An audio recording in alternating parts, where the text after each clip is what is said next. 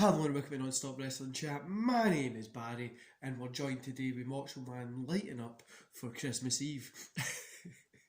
Before we get into today's show, guys, don't forget to hit like, subscribe and that beautiful notification bell. And let's get it started. So, AEW first of all, then NXT second, like we always do. I'm going to try and keep this as short and sweet as possible so that you can go enjoy Christmas Eve. Yeah, let's get it started. So, we kick off AEW with Chris Jericho and MGF versus Top Flight. MGF and Jericho pick up the win here. 2 stars. An okay match, guys. Nothing special. Jericho he looked outpaced by the other guys. I get those guys are 15, 20, 25 years younger than him. But still, I don't know, he just felt outpaced in this one. After the match, we get a cool little segment between Taz, his boys Sting and Darby. I'm really excited to see how this plans out, how this paces out, how Sting helps Darby evolve, how he gets involved within the feud with Taz and stuff like that. I'm really excited to see how this kind of pans out. Then we get the Dark Order versus Jurassic Express. Jurassic Express pick up the win here. I always thought Jurassic Express were going to get the win here, but Dark Order did put up a good fight, making it seem like there was a possibility that they would get the win. So 2.5 stars. It was a really enjoyable match. Enjoyable kind of opening half of AEW. We get the Kenny and Dawn stuff again. You know, it just felt kind of similar to all the other segments that we've seen them do. Obviously, if it works, don't change it, but it might start be getting a little bit stale. I'm enjoying the kind of just sitting there having... It's giving it like a main event feel to the title. So I'm enjoying it as well. I know why they're doing it. But I'm sure when we start to see a match and 2 evolve, we'll get why they do it. Butcher versus Pac was next. Pac picked up the win here. I gave this 2.5. It was hard hitting, pretty enjoyable. But nothing great. I like Pac. I don't like him as a person. I know I've a few people that I know that have worked with him. He says he's a little bit of an arse to work with, but there is a lot that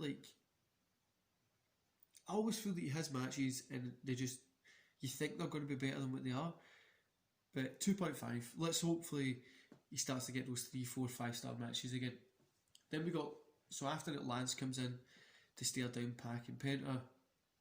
Obviously to advance the kind of storytelling that's happening there. Then there's a couple of segments I didn't really get into at all, guys. I'm not going to lie to you. I watched them, but I was just kind of sitting, scrolling through my phone, looking through Twitter and stuff like that. Then we had Dustin Rhodes versus Evil Uno. Rhodes picked up the win. 2.5 stars. Solid match from these guys. Nothing great, but solid from both of these guys. Shida versus Gracer. Shida picked up the win. 1 star. You know, I wasn't even going to give this 1 star because it's like 3.5 minutes, but the interference didn't cost anything from Abandon. It kind of added to it, but not the best match from these guys. Obviously, it's only a short time, and it was just to kind of advance the story. After the match, Shida grabs a Kindle stick. She's kind of poking at Abandon to make sure she's alive. Abandon jumps up and attacks her. And then it kind of goes into a little brawl, but leaves Abandon standing at the top of the ramp with blood in her mouth, which was pretty cool. Because I'm really enjoying Abandon's work at the minute. Then we get the AEW World Tag Team Championship, Acclaimed versus the Young Bucks. The Bucks pick up the win, of course. 3 stars. Good main event. I enjoyed it mostly because it made Acclaim look good. But I felt it was a bit too overbooked. I feel a lot of the Young Bucks matches are too overbooked. Like they try and do too much in one match. But yeah. So overall, 2.5 stars, guys. It was a good Dynamite. It felt quite clunky. There were segments here and there that were bringing stuff down. It felt a little bit clunky here and there. But yeah, it was an okay show. NXT now. So we kick off NXT with the NXT Tag Team Championship Street Fight. We get Danny Burch and Locran versus Maverick and Dane. Butch and Locran obviously pick up the win here. So this was a street fight. The one thing, I gave it 3 stars. It was a good match. The one thing that made it, probably it could have been a 3.5 or a 4, was it's a street fight but it had the tag rules, so they were still like tagging in it. I didn't get that, but hard hitting, fun opening match. What more can we ask for? It was just fun. Then we get Scott versus Atlas. Scott picked up the win here. This went on for like 10 minutes, so I was quite surprised they gave a chunk of time to work a match here. 2.5 stars. It was a solid match from these guys. Then we get match of the night from both shows, hands down the best match of the night, which was Dakota Kai versus Rhea Ripley. 3.5 stars, guys. What a match. Rhea is one of my favourite wrestlers at the moment, and just it goes to show how good Dakota Kai is as well when she gets that chance. Both of these girls work great together, and 3.5. After the match, Raquel came walking down to face off with Rhea. They kind of circle the ring. They start fighting each other. Officials are in, they break them apart. The both of them kind of go out the ring and then come back at each other. So I'm really excited for a match between them.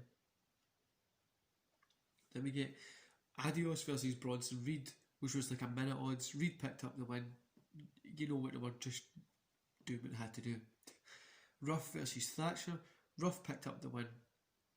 This had just, it was under 4 minutes, guys. It was just done what it had to do. I gave it 1.5. Then we get Rhea versus Tyler. Tyler picked up the win here. 1.5 again. Solid work, but it just felt kind of bland. This was like 4.5 minutes. We had like 3 matches in a row that were really short matches, and then we went into the main event, which was Adam Cole versus Velveteen Dream. Adam Cole picked up the win.